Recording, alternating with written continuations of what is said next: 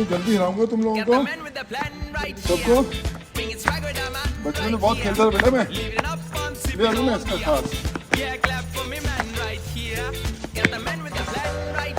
நொண்டி விளையாட்டுல ஐயா கில்லி அப்படின்னு சொல்லி இப்போ சோனு சூட் பாத்தீங்கன்னா ஒரு வீடியோவை ஷேர் பண்ணியிருக்காரு. அந்த வீடியோல அவர் ஒரு குழந்தையாவே மாறிட்டாருங்க. நொண்டி ஆட்டம் விளையாடுறாரு. நம்ம சின்ன வயசுல எல்லாம் இருக்கும்போது இந்த கேம் செம்ம ஃபேமஸ்ல. வீட்டு பக்கத்துல இருக்கிற பசங்க எல்லாரும் ஒண்ணு கூட்டிட்டாங்கன்னா நொண்டி ஆட்டம் விளையாடுவோம். ரோட்ல கட்டம் கட்டமா போட்டு அதுக்குள்ள 1 2 3 4 நம்பர்ஸ் எல்லாம் எழுதி அது ஒரு காலம்ல அததாங்க இப்ப சோனு சூடு ரீக்ரியேட் பண்ணிருக்காரு. அது ஒரு காலம்ல எப்படி எல்லாம் நம்ம விளையாடி இருப்போம்ல. இப்ப மட்டும் என்ன நான் விளையாடுவேன்னு சூப்பரா விளையாடி இருக்காருங்க.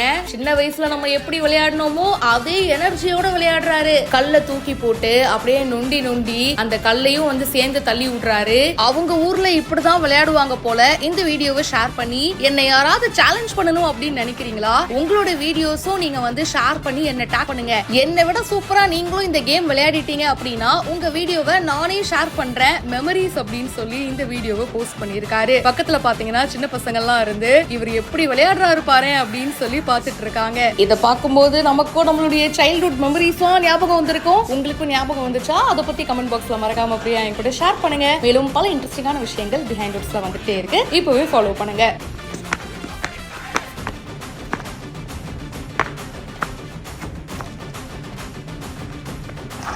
इतनी जल्दी हिलाऊंगा तुम लोगों को सबको।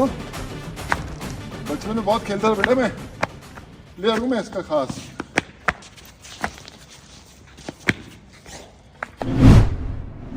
என் முதல் நாயகன் நீ, வாழ்வின் காவலன் நீ, என் முதல் காதலும் நீ, எந்தன் தேடலும் நீ,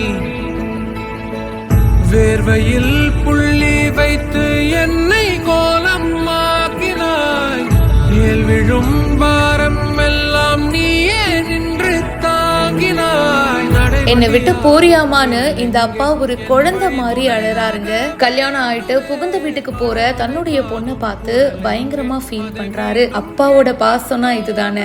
அப்பா வந்து ஒரு பக்கம் செம்ம ஸ்ட்ரிக்டா இருப்பாரு, அதே மாதிரி பாசம் வைப்பாரு ஆனா காட்டிக்க மாட்டாரு. இந்த மாதிரி பல விஷயங்களை நம்ம பார்த்துட்டு தான் இருக்கோம். பையனா இருந்தா இது எல்லாமே வந்து கச்சிதமா நடந்திருக்கும். ஆனா அதுவே பொண்ணா இருந்தா அது எப்படிங்க? டாட்ஸ் லிட்டில் பிரின்சஸ் இல்லையா? அதனால தாங்கி தாங்கி தன்னுடைய பொண்ணை பார்த்துப்பாங்க.